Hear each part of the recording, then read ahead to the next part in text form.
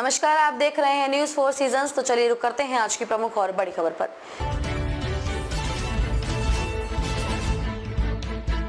संगम नगरी प्रयागराज, जहां high court bar association का चुनाव जैसे जैसे करीब आ रहा है वैसे हलचल तेज हो रही है। तो ऐसे में अब कानपुर रोड स्थित अधिवक्ता हरबंस सिंह के आवास पर एक बैठक आयोजित की गई, जिसमें इलाहाबाद हाई कोर्ट के अधिवक्ता शामिल हुए और सर्व सहमति से आगामी Allahabad high court bar association के चुनाव में होने अध्यक्ष पद के प्रत्याशी बनाए जाने पर सभी ने सहमति जताई। वहीं इस सभा में आए अधिवक्ताओं का क्या कुछ कहना था कि उन्हें में प्रत्याशी बनाना चाहते हैं, इसके पीछे क्या वजह है, आए दिखाते हैं। हम लोगों ने यहाँ निर्णय लिया है कि हाई कोर्ट बार में हरबंस सिंह से अच्छा प्रत्याशी कोई नहीं है और ये पूर्व में उपाध्यक्ष भी रह चुके हैं और इन्होंने हमेशा ही लोगों को बीसी मिश्रा साहब को, एनसी राजवंशी साहब को और भी तमाम सीनियर अधिवक्ता गिरी साहब के साथ भी रहे हैं। आंदोलन में ये उनके साथ यहाँ पे वकीलों के आंदोलन में यहाँ सचिव भी उन्होंने बने थे, उस समय गिरी साहब ने इनको बनाया था। तो हम लोग चाहते हैं कि इसे एक अच्छा आदमी चुन के आए जो कि बार की कर्मचारी बना, थाने की दलाली ना करे और जगह जगह क्या कहते हैं जो अधिवक्ताओं के जो मामले हो रहे हैं उसको बैठ के उसको हल करे। हम लोग इसी हरबंस सिंह जी को एक अच्छा, निर्भीक और बहादुर आदमी और क्या कहते हैं कि वकीलों की समस्याओं को सुनने वाले, उनको हम लोग जिताने की मंशा लेके एक मीटिंग।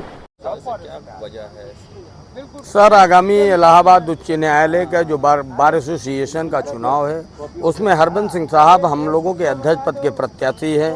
अभी पूर्व में आपने देखा होगा हरबंस सिंह साहब ने अधिवक्ताओं के लिए 10 लाख रुपए कैशलेस इलाज, बाहर के न्यायाधीशों की नियुक्ति का विरोध इन्होंने किया।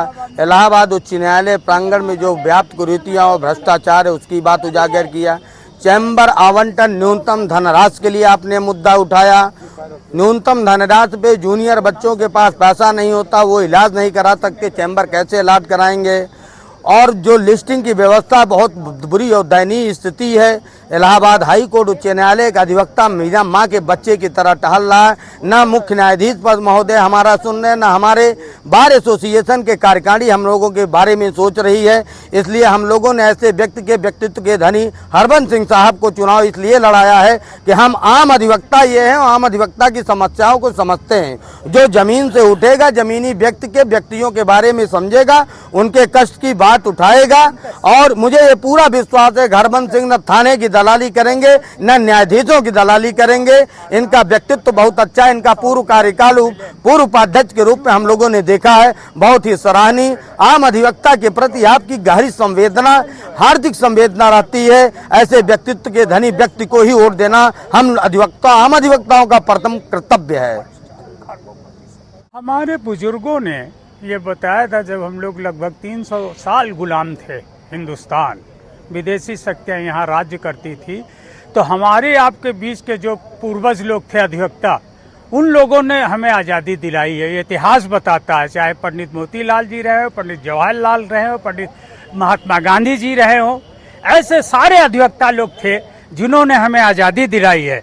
और जैसे आज गुलामी के जंजीरों में जकड़ा हुआ है हाई कोर्ट का बार, उस जकड़े हुए को आज़ाद दिलाने के लिए, आज़ादी दिलाने के लिए हम हरबंस सिंह को जो है विजयी बनाना चाहते हैं। हम ऐसा अध्यक्ष चाहते हैं जो दलालों से कोसों दूर रहे, उनको अधिकारों को, जो हमारे क्लाइंट होते हैं, मुवक्किल होते हैं, उनका हक मिले। दूर से आते हैं, बाद में यहाँ जो सुनवाई नहीं करते, डेट दे देते हैं, लिस्ट में 80 तक सुने, 80 के बाद आज नहीं सुनेंगे, फिर टल गया, तो उनका पैसा बहुत बर्बाद होता है, मुवक्किल बहुत हरास होता है, उसका डिप्रिसिएशन होता है, हमारा अधिवक्ता के ऊपर, उसके भविष्य के ऊपर इसका असर पड़ता है।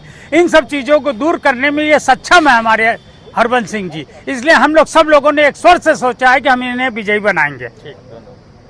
बार एसोसिएशन का चुनाव लड़ने का मेरा मुख्य मकसद और उद्देश्य केवल ये है कि बार एसोसिएशन को इतना मजबूत कर दिया जाए कि बार एसोसिएशन का हर सदस्य, हर अधिवक्ता न्यायालय के अंदर निर्भीक होकर कार्य करे।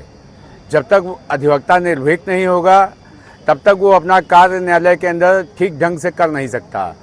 वकील निर्भीक हो, उसको पूरी बार एसोसिएशन की सुरक्षा मिले, उसको जो है 10 लाख का कैशलेस इलाज मिले, उच्च न्यायालय की जो कार्य प्रणाली है वो एक जैसी हो।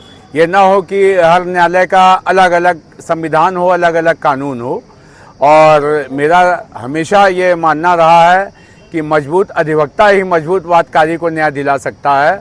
और मैं अध्यक्ष बनता हूँ तो मैं ये जो जजेस के कैंडिडेट हैं, शहर के ठेकेदारों मठाधीशों के कैंडिडेट हैं, इन लोगों को तो मैं पराजित करूँगा ही करूँगा और ऐसा महसूस कराऊँगा कि बार एसोसिएशन का हर सदस्य महसूस करे कि बार एसोसिएशन का अध्यक्ष वही है और उसको किसी तरह से कोई दिक्कत ना हो, कोई परेशानी ना हो और उसको हर तरह की सुरक्षा प्रदान हो।